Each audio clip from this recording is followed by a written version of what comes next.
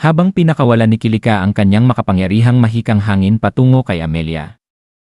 Yumanig ang buong lugar sa tindi ng enerhiya. Mabilis at nakamamatay ang pag-atake, ngunit bago pa ito tuluyang tumama, naramdaman ni Knight, ang tapat na kasama ni Akira, ang matinding panganib.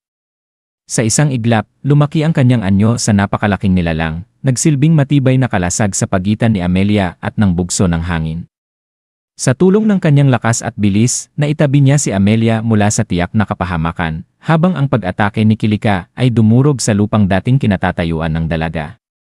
Agad namang kumilos si Akira, ginamit ang pagkakataon upang salagin ang susunod na pag-atake ni Kilika.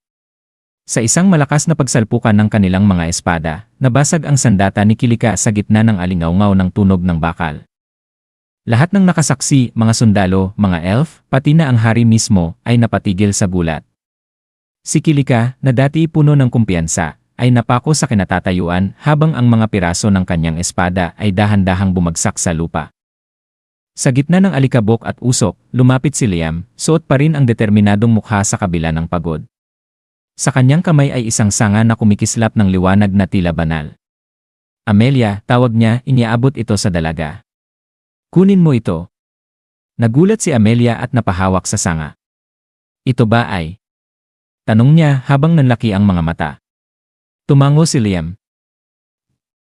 Isa itong sanga ng banal na puno, ang puno na nagtataglay ng mahikang paglilinis. Pakiusap. Sa iyong mga kamay, iligtas mo si Kilika.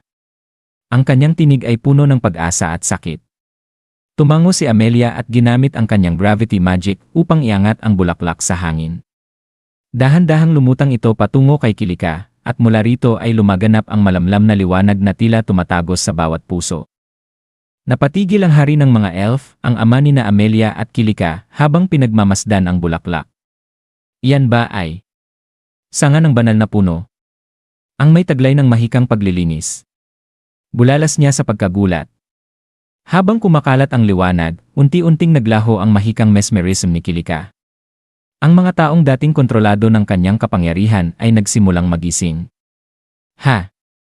Ano nang ginagawa ko rito? Bakit ako nandito?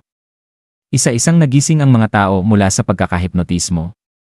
Si Kilika naman ay napaluhod sa lupa, ramdam ang unti-unting pag-alis ng kanyang mahika. Ang mesmerism ko nawawala. Bulong niya habang bumabagsak ang kanyang espada sa tabi.